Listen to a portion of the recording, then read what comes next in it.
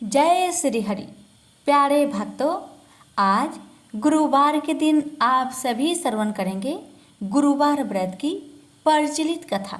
गुरुवार का दिन भगवान विष्णु और बृहस्पति देव को समर्पित है। जो भक्त सच्चे मन से व्रत रखता है और इन कथा का श्रद्धा पूर्वक श्रवण करता है, उसके जीवन के सारे दुख, सारे संकट कट जाते हैं। इस व्रत के प्रभाव से घर की दरिद्रता दूर हो जाती है, साथ ही धन का आगमन होता है। इस व्रत को करने से कुंडली से अशुभ ग्रहों का प्रभाव समाप्त होता है। गुरुवार का व्रत रखने से व्यक्ति के मान सम्मान में वृद्धि होती है। इस दिन का उपवास रखने से कुंडली में गुरु की स्थिति मजबूत होती है। इसलिए प्यारे भक्तों, अगर आप गुरुवार का व्रत करते हैं तो कथा को प्रसन्नचित मन से, श्रद्धा भाव से पूरा अवश्य सुनिएगा। कहते हैं कि बिना व्रत कथा के व्रत पूर्ण नहीं होता, इसलिए कथा को पूरा अवश्य सुनिएगा। आइए श्रवण करते हैं बृहस्पतिवार व्रत कथा। प्रेम से बोलिए जय श्री हरि। भारत वर्ष में एक प्रतापी और दानी राजा राज्य करता था। वह हर रोज गरीबों और ब्राह्मणों की हमेशा सहायता करता था, लेकिन यह बात उस राजा की पत्नी को थोड़ा भी नहीं भाता था। तो उसका पति दिन रात दान ही देता रहता है, उसे थोड़ा भी अच्छा नहीं लगता था। रानी ने कभी भी कोई गरीबों को दान नहीं दिया था और ना ही भगवान का पूजन किया करती थी। यहाँ तक कि रानी राजा को भी दान देने से मना किया करती थी। एक दिन की बात है, राजा शिकार खेलने जंगल में चले गए और उस समय रानी महल में अकेली थी। उसी समय बृहस्पति देव साधु का वेश धारण करके राजा के महल में भिक्षा लेने गए। साधु महाराज ने रानी से भिक्षा मांगी, लेकिन रानी ने इनकार कर दिया और कहा, हे साधु महाराज, मैं तो इस दान पुण्य से बहुत तंग आ गई हूँ। मेरा पति तो सारा धन लुटाते रहता है। मेरी इच्छा बस यही है कि मेरा सारा धन नष्ट हो जाए। ना रहेगी धन और ना मेरे पति इन धनों को लुटा सकेंगे। ना रहेगी बांस और ना बजेगी बांसुरी। यही मेरी इच्छा है। रानी के बातों को सुनकर साधु महाराज बड़ा आश्चर्य में पड़ गए। उन्होंने कहा, देवी, तुम तो बड़ी विचित्र हो। धन दौलत संतान तो सभी चाहते हैं। पुत्र और लक्ष्मी तो पापी के घर में भी होनी चाहिए। यदि तुम्हारे पास अधिक धन है तो भूखों को भोजन खिलाओ, प्यासे के लिए पियाओ बनवाओ, मुसाफिरों के लिए धर्मशालाएं खुलवाओ। जो निर्धन है अपनी कुंवारी कन्याओं का विवाह नहीं कर सकते, उनकी मदद करो, उनकी सहायता करो। ऐसे और अनेक काम हैं जिनके करने से तुम्हारा यश लोक परलोक में फैलेगा। परंतु रानी पर उपदेश का कोई प्रभाव न पड़ा। वह बोली, महाराज, आप मुझे कुछ न समझाए। मैं ऐसा धन नहीं चाहती जो हर जगह लुटाती फिरूं, बांटती फिरूं। साधु महाराज ने उत्तर दिया। साधु महाराज ने कहा, यदि तुम्हारी ऐसी इच्छा है तो तुम्हारी इच्छा पूरी होगी। तुम ऐसा करना कि बृहस्पतिवार को घर को लीप कर पीली मिट्टी से अपना सिर को धोकर स्नान करना, भट्टी चढ़ाकर कपड़े धोना। ऐसा करने से तुम्हारा सारा धन नष्ट हो जाएगा। इतना कहकर वह साधु महाराज वहाँ से अंतर ध्यान हो गए।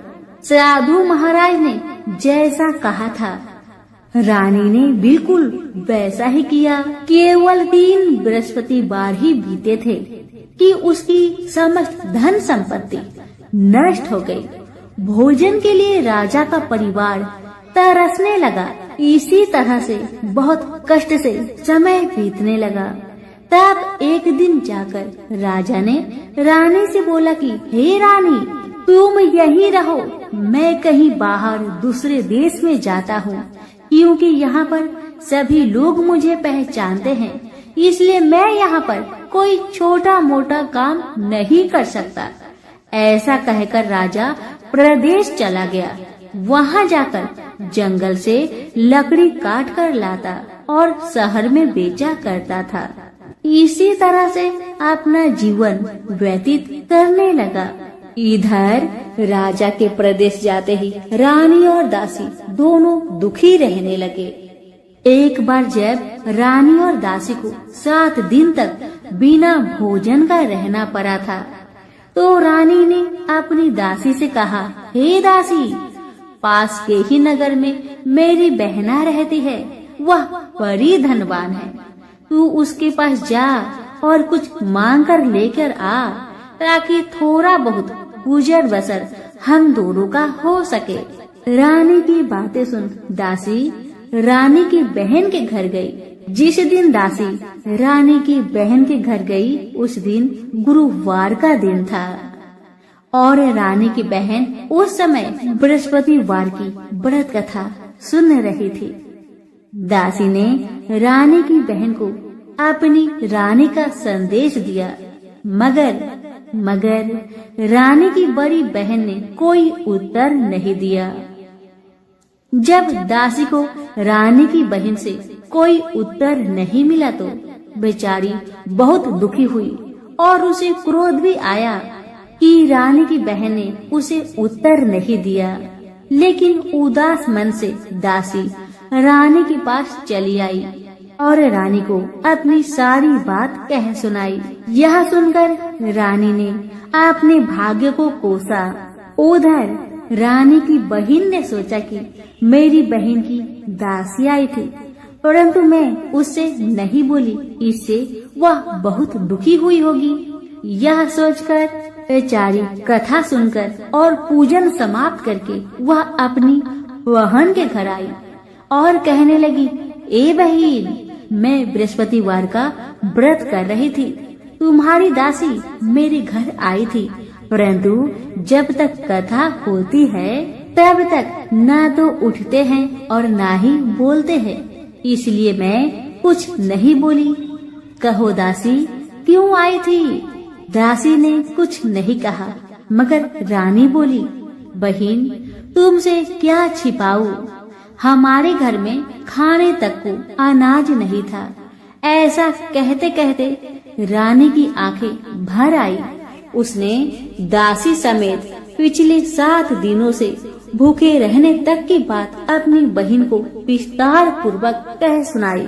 रानी की बात सुनकर रानी की बहन ने कहा, देखो बहन, भगवान बृहस्पति देव सबकी मनोकामना को पूर्ण करते हैं।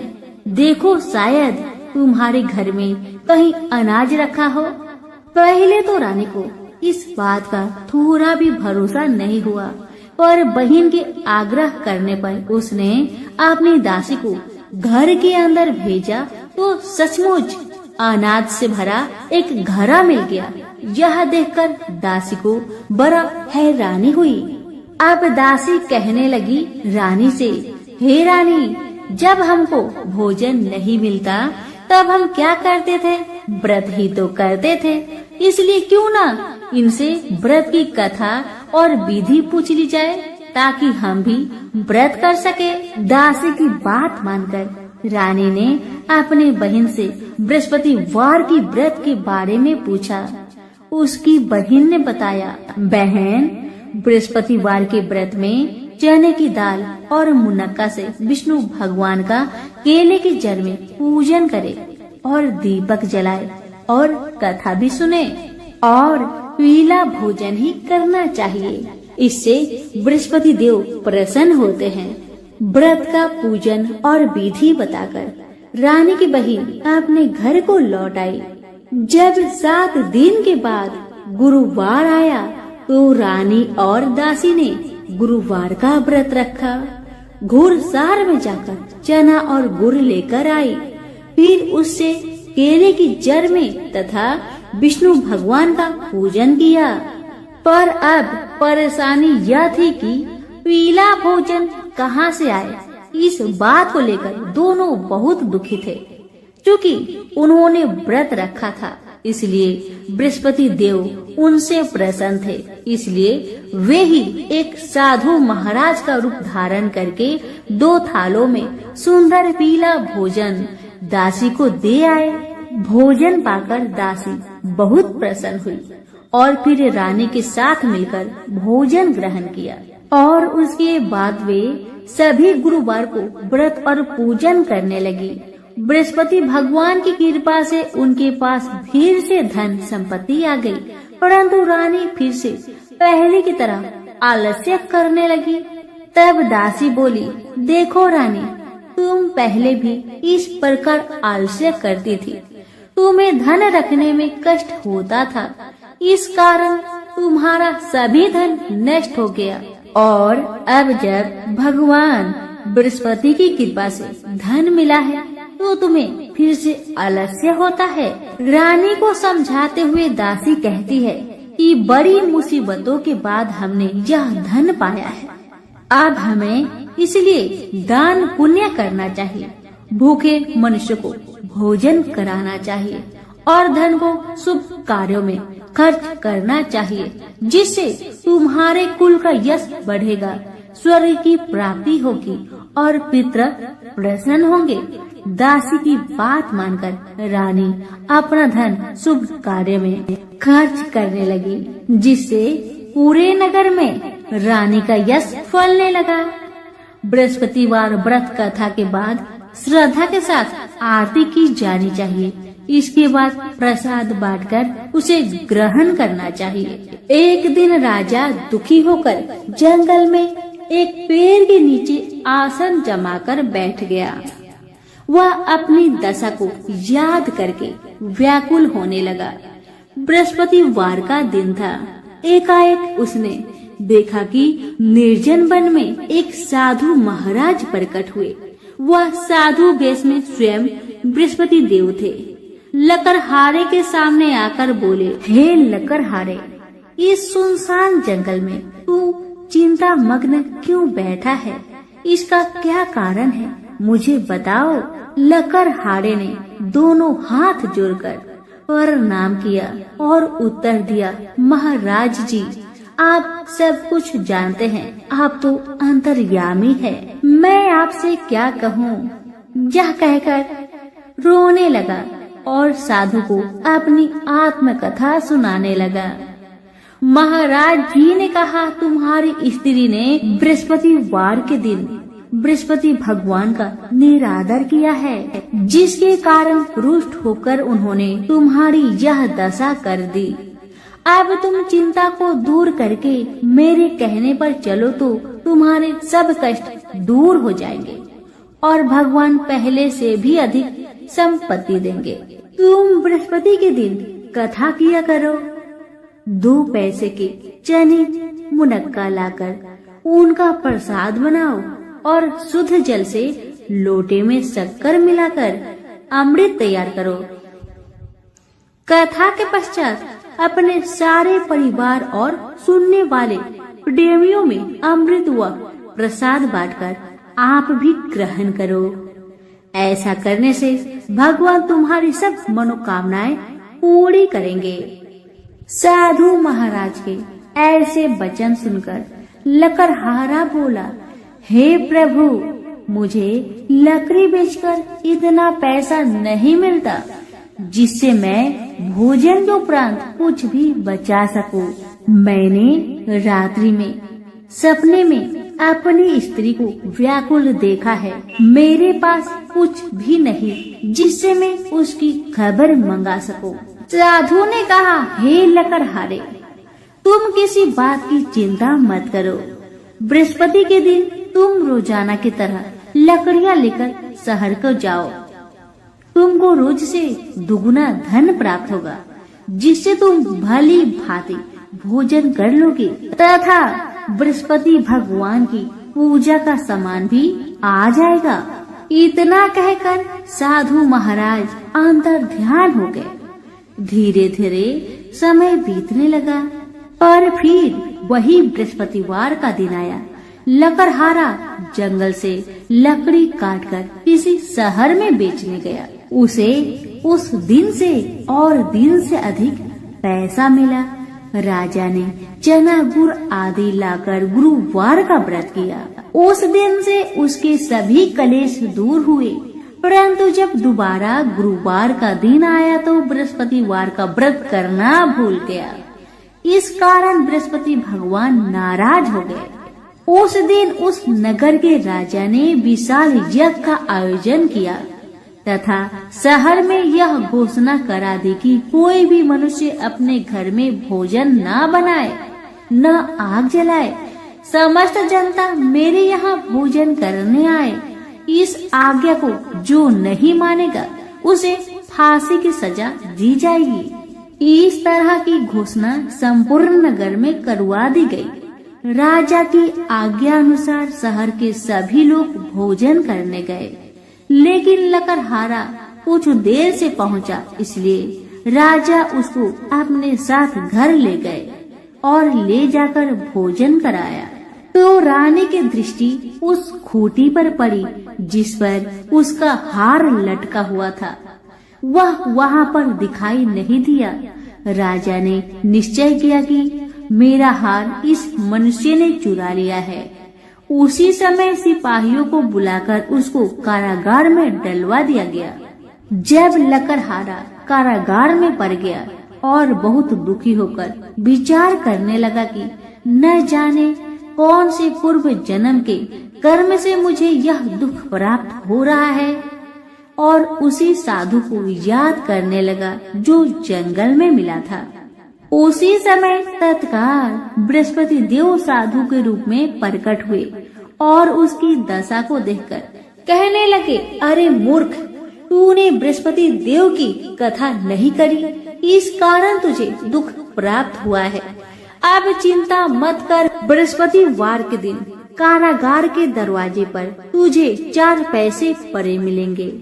उनसे तू बृहस्पति देव की पूजा करना, तेरे सभी कष्ट दूर हो जाएंगे।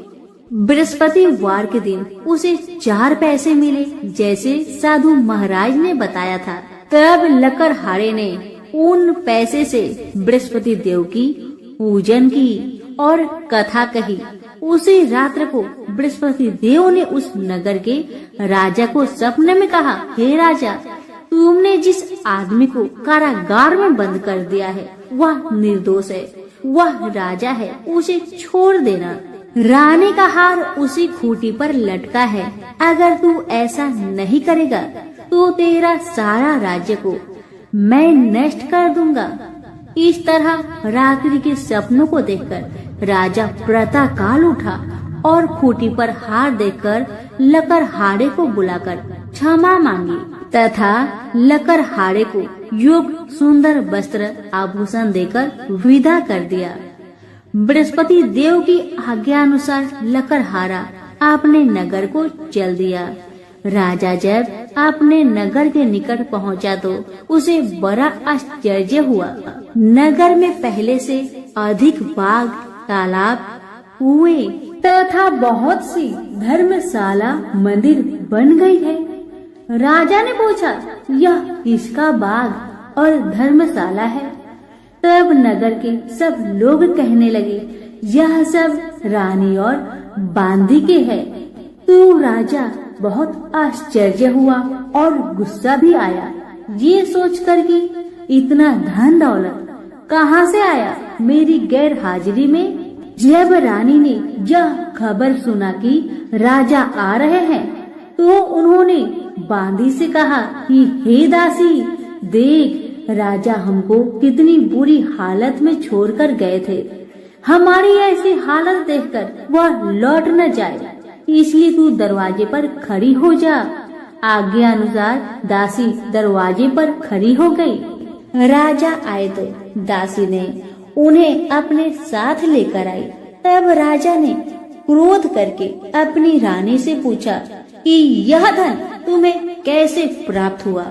तब उन्होंने कहा, हमें ये सब धन बृहस्पति देव के इस व्रत के प्रभाव से प्राप्त हुआ है।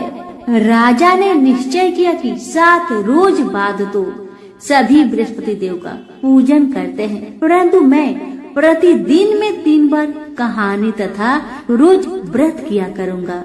अब हर समय राजा के दुपट्टे में चने की दाल बंधी रहती तथा दिन में 3 बार कहानी कहता। एक रोज राजा ने विचार किया कि चलो अपनी बहन के यहाँ हो आते हैं। इस तरह निश्चय कर राजा घोड़े पर सवार हो अपनी बहन के यहाँ को चलने लगा। मार्ग में उसने देखा कि कुछ आदमी एक मुर्दे को ले जा रहे थे। राजा ने उन्हें रोककर कहा, अरे भाइयों, मेरी बृहस्पति देव की कथा सुन लो। सभी लोग कहने लगे, हमारा तो आदमी मर गया है, तुमको अपनी कथा की पड़ी है। परंतु एक आदमी बोला, अच्छा तुम कहो, मैं तुम्हारी कथा सुनूंगा। राजा ने दाल निकाली और जब कथा आधी हुई थी कि मुर्दा हिलने लगा और जब कथा समाप्त हो गई तो राम राम करके मनुष्य उठकर खड़ा हो गया। आगे मार्ग में उसे एक किसान का खेत में हल चलाता मिला। राजा ने उसे देख और उससे बोला, अरे भाई, तुम मेरी बृहस्पतिवार की कथा सुन लो। किसान बोला, जब तक मैं तेरी कथा सुनूंगा तब तक 4 हड़ैया जोत लूंगा। जा अपनी कथा किसी और को सुनाना। इस तरह राजा आगे चलने लगा। राजा के हटते ही बैल पछाड़ खाकर गिर गए तथा किसान के पेट में बड़ी जोर का दर्द होने लगा। उस समय उस किसान की माँ अपने बेटे के लिए रोटी लेकर आई। उसने यह सब देखा तो अपने पुत्र से सब हाल पूछा, तो बेटे ने सभी हाल माँ को सुना दिया। अब तो बुढ़िया माई दौड़ी दौड़ी उस घोड़ सवार के पास गई और उनसे बोली कि मैं तेरी कथा सुनूंगी, तू अपनी कथा मेरी खेत पर चलकर कहना। राजा ने बूढ़ी माई के खेत पर जाकर कथा कही, जिससे सुनते ही वह बैल उठकर खड़ा हो गया तथा किसान के पेट का दर्द भी ठीक हो गया। राजा अपनी बहन के घर पहुंचा। बहन ने अपनी भाई की खूब खातिरदारी की। दूसरे रोज प्रातःकाल राजा जागा तो वह देखने लगा कि सब लोग भोजन कर रहे हैं। राजा ने अपनी बहन से कहा, ऐसा कोई मनुष्य है जिसने भोजन नहीं किया हो और जो मेरी बृहस्पतिवार की कथा सुन ले। बहन बोली, हे भैया, यह देश ऐसा ही है कि पहले यहाँ लोग भोजन करते हैं, बाद में अन्य काम करते हैं। अगर कोई पड़ोस में हो तो देख आओ। वह ऐसा कहकर देखने चली गई, परंतु उसे कोई ऐसा व्यक्ति नहीं मिला जिसने भोजन ना किया हो। आता वह एक कुम्हार के घर गई, जिसका लड़का बीमार था। उसे मालूम हुआ कि उनके यहाँ 3 रोज से किसी ने भोजन नहीं किया है। रानी ने अपने भाई की कथा सुनने के लिए कुम्हार से कहा। वह तैयार हो गया। राजा ने जाकर बृहस्पतिवार की कथा कही, जिसको सुनकर उसका लड़का ठीक हो गया।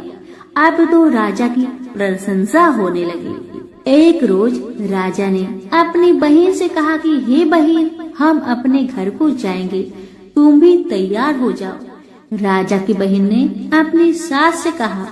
सासू माँ ने कहा, हाँ चली जाओ, परंतु अपने लड़के को मत ले जाना, क्योंकि तेरा भाई का कोई औलाद नहीं है। बहन ने अपने भैया से कहा, हे भैया, मैं तो चलूंगी पर कोई बालक नहीं जाएगा। राजा बोला, जब कोई बालक नहीं चलेगा तब तुम ही क्या करोगी जाके। बड़े दुखी मन से राजा अपने नगर को लौट आया।